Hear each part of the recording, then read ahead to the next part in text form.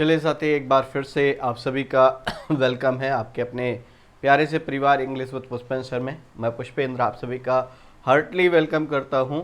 आइए आज हम बात करने वाले हैं डियर लर्नर्स मटेरियल नाउन की। What is material noun. पहले तो हम ये सीखेंगे कि मटेरियल नाउन होता है क्या है, फिर उसके बाद हम सीखेंगे इसके कुछ एग्जाम्पल्स, और उसके देन आफ्टर हम बात करेंगे कि एग्जाम में किस तरीके से इसकी प्रॉब्लम्स दी जाती हैं, हम उनको कैसे टैकल करें। ठीक है, तो आइए one by one step by step आपके साथ इसको समझने को डिकोड करने की कोशिश करते हैं। तो देखिए, मटेरियल नाउन के बारे में जब हम बात करते हैं तो साथ ही ये बात समझ में आती है कि इसको हिंदी में बोलते हैं पदार्थवाचक संज्ञा। ये मेटल्स और नॉन मेटल्स को डिफाइन करते हैं, मतलब धातु और अधातु को बताते हैं। तो इसको क्या कहेंगे कि ये मटेरियल नाउन जो होते हैं ये साथ ही मेटल एंड नॉन मेटल को बताते हैं सर। मेटल और नॉन मेटल को बताते हैं, धातु और अधातु को बताते हैं। सर ये हमें बात क्लियर नहीं है, धातु और अधातु का मतलब क्या है। तो हम इसको और थोड़ा सा डिकोड करने की कोशिश करते हैं, इसको और थोड़ा सा डिफाइन करने की कोशिश करते हैं। तो मटेरियल नाउन वो नाउन होता है, it has physical existence, it has physical existence, physical existence इसका भौतिक स्वरूप होता है। आप हिंदी में लिखना चाहें तो क्या लिखेंगे, इसका भौतिक स्वरूप होता है। भौतिक स्वरूप का मतलब इसमें आकार होगा, शेप होगा, आयतन होगा, वॉल्यूम होगा। तो ऐसी कोई भी चीज़ जिसमें शेप और वॉल्यूम दोनों चीज़ें होती हैं उसको हम क्या कहते हैं, वो एक फिजिकल फॉर्म में वस्तु होती है। जैसे आप किसी ब्रिक को देखें तो वो कैसा है, उसका अपना एक शेप है और एक वॉल्यूम है। क्लियर। तो उसी तरीके से जितनी भी चीज़ें हमें दिखाई देती हैं, ठीक है, जिनको हम टच कर सकते हैं, जिनका फिजिकल एग्जिस्टेंस है, एक पॉइंट इसमें ये आता है, ठीक है, it can be touched, it can be touched, इन्हें हम क्या कर सकते हैं सर, टच कर सकते हैं। सेकेंड थिंग इज दैट कि ये कैसे नाउन होते हैं, ये अनकाउंटेबल नाउन होते हैं। जो एब्स्ट्रैक्ट जो आपके मटेरियल नाउन होते हैं कैसे होते हैं, ये अनकाउंटेबल होते हैं, काउंटेबल नहीं होते हैं। ठीक है, इतनी बात समझ में आ रही है। इसके बाद जो मेन बात आपको यहाँ पर समझनी है वो ये है कि इसके एग्जाम्पल अभी हमने नहीं डिस्कस किए। तो इसके एग्जाम्पल को डिस्कस करने के लिए हमें तीन बातें यहाँ जाननी जरूरी हैं। सॉलिड है, लिक्विड है एंड गैस है। सॉलिड, लिक्विड एंड गैस, ये तीन चीज़ें आपकी यहाँ पर है। एक है सॉलिड, एक है लिक्विड, एक है आपका गैस। ठीक है, सॉलिड की बात करें तो जैसे जैसे आपने लिखा आयरन है, जैसे आपने लिखा गोल्ड है, जैसे आपने लिखा सिल्वर है एंड सो ऑन। इसके बाद तो ये सभी के सभी कैसे सॉलिड हैं। इसी तरीके लिक्विड की बात करें तो जैसे मान लिया आपने लिखा वाटर है, वाटर है, आपने लिखा यहाँ पर जैसे ऑयल है, जैसे मिल्क है, मिल्क है एंड सो ऑन, ये आपके हो गए। इसी तरीके से हम बात करें गैस तो जैसे आपने लिखा है यहाँ पर नाइट्रोजन है सर, नाइट्रोजन है, ऑक्सीजन है, ऑक्सीजन है, क्लियर एंड सो ऑन। तो अगर आपको मेटल नॉन मेटल नहीं समझ आ रहा है तो आप किसी चीज़ को अगर सॉलिड, लिक्विड और गैस के फॉर्म में डिफाइन कर सकते हैं तो किसके अंतर्गत आएगा, वो मटेरियल नाउन के अंतर्गत आएगा। अब हम बात करते हैं मटेरियल नाउन अनकाउंटेबल नाउन होते हैं, तो इनके साथ आर्टिकल ए या एन का यूज नहीं करते। पहले तो देखिए, जब आप आर्टिकल की बात करते हैं तो मटेरियल नाउन के साथ जो आर्टिकल नहीं यूज होना, वो कौन सा नहीं यूज होना, that is a oblique n. A oblique N का यूज नहीं करेंगे मटेरियल नाउन के साथ। रीजन इज दैट क्योंकि जो मटेरियल नाउन होते हैं वो कैसे होते हैं, अनकाउंटेबल नाउन होते हैं, और अनकाउंटेबल नाउन के साथ ए या एन का यूज हम नहीं करते हैं। इसके बाद बात करते हैं अगला, अब इनके साथ हम आर्टिकल कैसे यूज करें। मटेरियल नाउन के साथ आर्टिकल यूज करने की क्या टर्म एंड कंडीशंस होती हैं। तो देखिए, एक तो आपने आर्टिकल ऑलरेडी रिमूव कर रखा है। देखिए, दो बातें आप पहले समझ लीजिए। यहाँ पर हमने लिखा मटेरियल नाउन, मटेरियल नाउन कैसे है, अनकाउंटेबल है। अनकाउंटेबल है तो इसका मतलब है ए ऑब्लिक एन का यूज नहीं कर पाएंगे। A an can not be used with material noun, और then after we can not make plural, we can not make plural of any material noun. तो आपको एक ही टर्म बचता है कि ये सिंगुलर होंगे, और सिंगुलर के साथ आपको आर्टिकल यहाँ पर डिफाइन करने हैं। तो मटेरियल नाउन जो होते हैं वो कैसे होते हैं, अब ये बात क्लियर हो गई कि साथ ही ये नाउन होते हैं हमारे सिंगुलर। अच्छा, जब ये सिंगुलर होते हैं तो सिंगुलर में भी दो कैटेगरी बनती है। एक होता है आपका कैसा, डिफाइंड या स्पेसिफाइड, स्पेसिफाइड, स्पेसिफाइड या फिर डिफाइंड।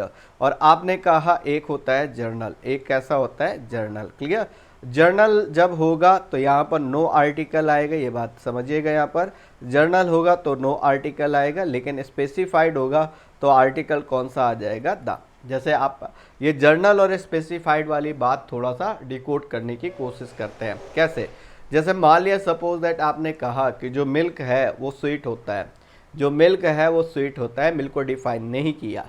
ठीक, तो आपने कहा मिल्क इज स्वीट, ना तो अ मिल्क इज स्वीट ना ही द मिल्क इज स्वीट, लेकिन आपने कहा the milk of cow is sweet. इस बार आपने डिफाइन कर दिया, जो मिल्क है वो किसका मिल्क है, काउ का मिल्क है, और डिफाइंड हो गया, इस वजह से आर्टिकल द आ जाएगा, the milk of cow is sweet. Hopefully ये बात समझ में आ गई होगी। वाइसे वर्षा ये दो क्वेश्चंस आपके दिए गए हैं, water is colorless and the second is thing is that water of this river is colorless। तो वाटर इज कलरलेस, पहले वाले में ये लिख रहा है पानी जो है वो कलरलेस है। अब इसमें वाटर को डिफाइन नहीं किया गया। देखो कोई भी नाउन डिफाइंड कब होता है, जब उसके बारे में कोई क्लॉज या फ्रेज लिख दो तो वो नाउन डिफाइंड हो जाता है। तो यहाँ पर ये डिफाइन नहीं है, वाटर के बारे में कुछ नहीं बताया आपने, तो इसके साथ क्या आएगा, नो आर्टिकल आएगा। ये जर्नल स्टेटमेंट लिखा है वाटर को लेकर के, ये एक जर्नल स्टेटमेंट लिखा है। इसी तरीके से कह रहा है वाटर ऑफ दिस रिवर, इस रिवर का जो वाटर है, ये जो फ्रेज आप लिख दे रहे हो, इससे क्या हो जा रहा है, वाटर स्पेसिफाइड हो जा रहा है, डिफाइंड हो जा रहा है। That is why we use article before it. तो ये बनेगा the water of this river is colourless, इस रिवर को जो पानी है वो कलरलेस है। होपफुली पूरी बात आपको समझ में आ गई होगी। अब आगे चलते हैं, दो जो स्टेटमेंट जो एग्जाम्पल के तौर पर हम कंसीडर कर रहे थे उसके उनके बारे में बात करते हैं। ठीक है, यहाँ पर कह रहा है milk of cow is sweet, milk of cow is sweet, milk is sweet. तो आप देखते ही बता देंगे, इस वाले मिल्क को डिफाइन नहीं किया है, मिल्क को डिफाइन नहीं किया तो आर्टिकल नहीं लगेगा, लेकिन यहाँ पर मिल्क को डिफाइन कर दिया है किससे, ऑफ काउ लिख करके। That is why we use article the before it. तो the milk of cow is sweet, this is your correct answer. तो आपका जो सही आंसर होगा, परफेक्ट आंसर होगा, वो ये होगा the milk of cow is sweet. Second वाले का क्या बनेगा, मिल्क इज स्वीट। आइए बढ़ते हैं नेक्स्ट स्टेटमेंट में। तो water is colourless, the water of river is, iron is a useful metal. अब जो मोस्ट प्रोबेबली आपकी गलतियां जो होती हैं, मिस्टेक्स जो होती हैं, वो यहाँ से स्टार्ट होती हैं, जो आगे वाले स्टेटमेंट्स हैं। ठीक है, जैसे अगर सर बात करें iron is a useful metal, iron is a useful metal. अब आयरन के बारे में नहीं पता है कैसा आयरन, किस तरीके का आयरन, तो ये जर्नल है, जर्नल में हम मटेरियल नाउन के साथ कोई भी आर्टिकल का यूज नहीं करते। तो यहाँ पर करेक्ट आंसर होगा iron is a useful metal. यहाँ पर कह रहा है gold is more precious than silver. अब गोल्ड के बारे में नहीं बता रहा है कौन सा गोल्ड, कैसा गोल्ड, दैट इज वाई इसके पहले हम आर्टिकल नहीं लगाएंगे। और सिल्वर के बारे में भी डिफाइंड नहीं है। तो कई बार ये जो क्वेश्चन है ये बड़ा टफ हो जाता है। जैसे कई बच्चों को ये लगने लगता है कि सर इसमें आर्टिकल लगेगा किसमें, gold is more precious than iron में, दैन सिल्वर में। अब ये गोल्ड स्पेसिफाइड कैसे होगा, ये मन में क्वेश्चन है। तो उसके लिए सिंपल सी बात में अगर आप ऐसे लिखो, मैंने कहा gold of this ring, gold of this ring, gold of this ring is pure, gold of this ring is pure. तो यहाँ पर करेक्ट आंसर आपका क्या बनेगा, the gold of this ring is pure, ये आपका बनेगा the gold of this ring is pure. Clear, hopefully बात समझ में आ गई होगी। तो यहाँ पर करेक्ट आंसर आपका क्या हो जाएगा, आर्टिकल द आ जाएगा, the gold of this ring. Clear, यहाँ पर स्पेसिफाइड कर दिया गया है। आइए बढ़ते हैं, all that glitters is not gold, सभी चमकने वाली धातुएं सोना नहीं होती। ये एक प्रोवर्ब है, ये क्या है, ये साथी एक प्रोवर्ब है। अगर इसके बारे में बात करें तो ये क्या है, ये एक प्रोवर्ब है।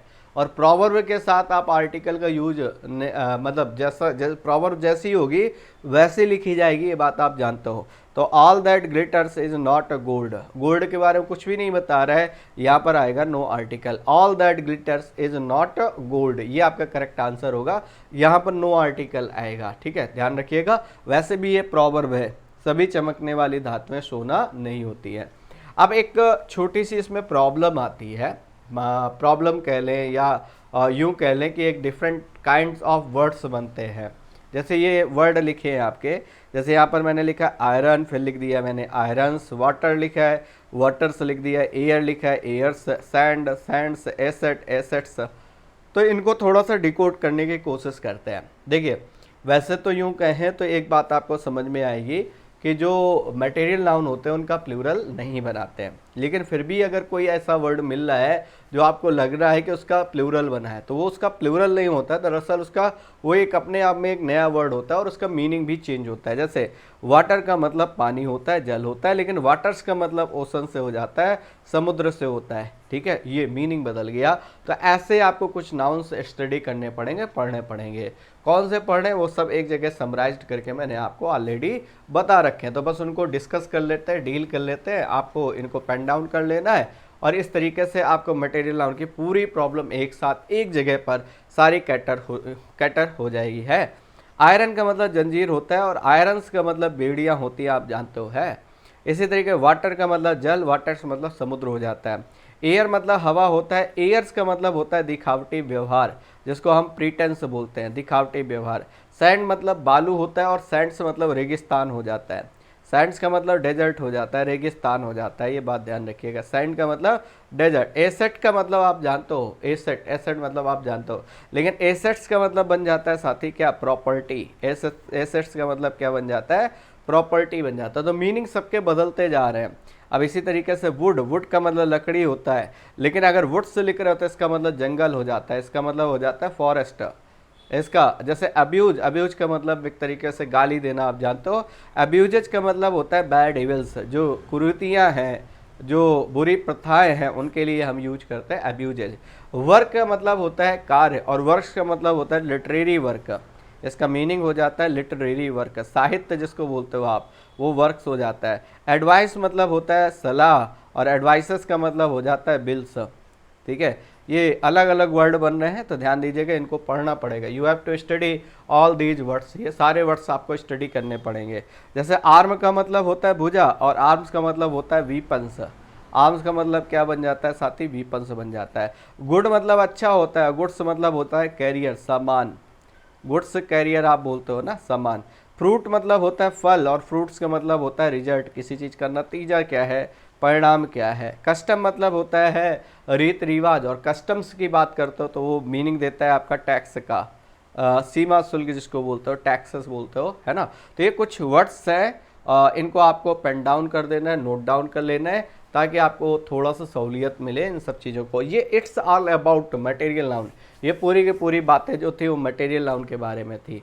होपफुली आपको समझ में आई होंगी, और बाकी नेक्स्ट में मिलते हैं एक नए टाइप के साथ, और इस तरीके से एक एक करके सेगमेंट को आप मजबूत करते चलिए, तो आपका बहुत अच्छा, मतलब जो बेस है वो बहुत स्ट्रांग हो जाएगा आपका। ठीक है, चलिए साथी मिलते हैं। और एक चीज़ आपको ध्यान रखनी है कि वीडियो को ज़्यादा से ज़्यादा लोगों तक पहुंचाएं, ताकि मुझे भी मोटिवेशन मिले, मैं भी आपके लिए बेहतर से बेहतर वीडियो ला सकूं।